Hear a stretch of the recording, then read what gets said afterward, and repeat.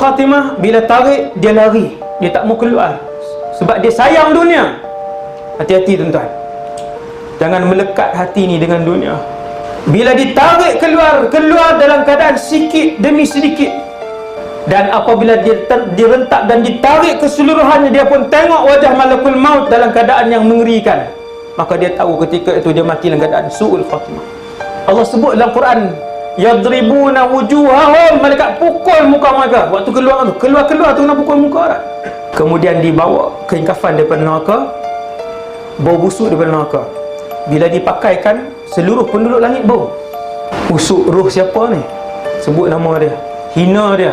Kemudian dibawa sampai ke langit. Malaikat minta izin buka pintu langit, kami nak bawa roh fulan bin fulan. Siapa? Fulan bin fulan. Tengok nama, tak ada nama.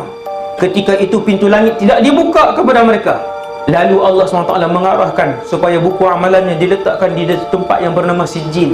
Habis dia lemparkan roh dia turun ke bawah, lalu dihumban roh dia dengan laju.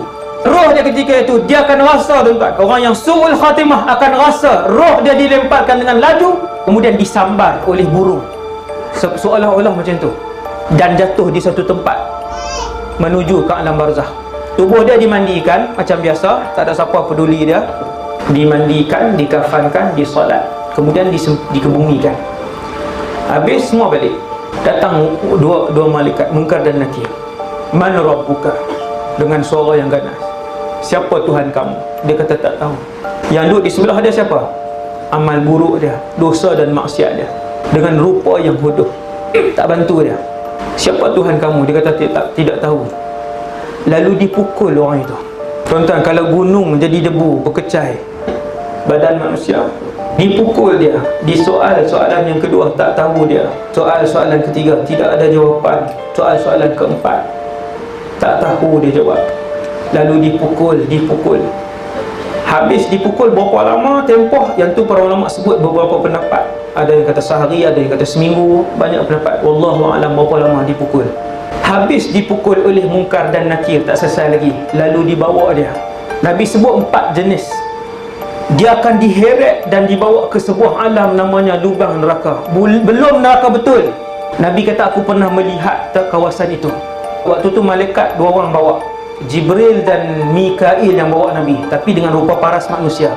Yang pertama pegang batu, hempuk ke muka, pecah batu, pecah muka. Waktu kawan ni duk kutip batu ni, muka tu sedang bergabung balik. Lalu dia hempak lagi. Nabi tanya, dosa apa ni? Malaikat kata, nanti kita tengok yang lain dulu. Pergi ke tempat yang kedua. Kawasan tu semua pegang pisau, pegang sendiri, orang tak buat. Dia letakkan di mulut kanan, lalu ditoleh sampai ke belakang, hatta tablugha qafa, kata Rasulullah, sehinggalah pisau tu diheret sampai ke tengkok di leher, terburai mulutnya di sebelah kanan ni. Dia pegang pisau tu, diheret ke belakang ni, kemudian terburai, kemudian bercantum semula, kemudian dia letak lagi di belakang, diheret pisau tu ke belakang sampai mencecah lehernya. Nabi kata, apa yang mereka lakukan? Dosa yang mereka buat. Malaikat Jibril, Mikail kata, kita tengok yang lain. Nabi kata, aku pergi ke tempat ketiga di sebuah sungai. Hadis ni hadis sahih. Sungai itu kesemuanya darah. Ini bukan siksaan dan neraka, tuan-tuan. Hadis ini hadis sahih, dan siksaan ini kesemuanya di alam barzakh. Sungai itu sungai darah. Ramai orang berenang. Setiap kali mereka letih, mereka nak kembali ke tebing. Setiap kali mereka sampai ke tebing, ada orang yang pegang batu besar, lemparkan batu besar tu, kena tepat pada mulut mereka, lalu terbelah mulut mereka, lalu tenggelam mereka. Kemudian berenang lagi, kemudian datang lagi ke tebing, dibaling lagi batu tepat kepada mulut mereka. Nabi tanya, apa yang mereka ni buat? Ada lagi satu, ya Rasulullah. Yang keempat, Nabi pergi satu tempat. Nabi sebut, aku sampai di satu rumah yang besar, rumah api, memang untuk dibakar. Di atasnya ada satu lubang untuk asap keluar. Apabila aku mendekatinya, aku melihat lelaki-lelaki yang telanjang dan wanita-wanita yang telanjang. Apabila api itu marak, melambung-lambung mereka ke atas sehingga hampir terkeluar melalui lubang kecil tu. Melambung-lambung. Nabi tanya, apa yang mereka buat? Malaikat Jibril ni Mikail kata, wahai Muhammad, yang menghempaskan batu sehingga pecah kepala tadi ialah mereka yang didatangkan Al-Quran, tetapi mereka tidak mengamalkannya. Allah bagi ilmu agama kepada dia, dia tidak amal. Inna lillahi wa inna ilaihi raji'un. Nombor 2, wahai Muhammad, yang kamu lihat memotong mulut kanan dan kiri sehingga sampai ke leher, itu adalah mereka yang mengada-adakan penipuan, sehinggalah penipuan itu disebarkan ke seluruh benua, ke seluruh ufuk.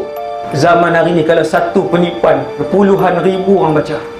Zaman kemuncak fitnah ni tuan-tuan, yang kita hidup ni malam ni tuan-tuan, tidak kongsi maklumat itu lebih selamat daripada kongsi.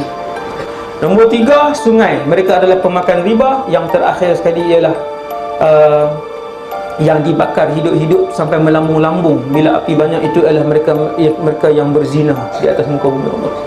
Kekallah mereka itu seperti itu sampailah dibangkitkan pada sangkakala yang kedua.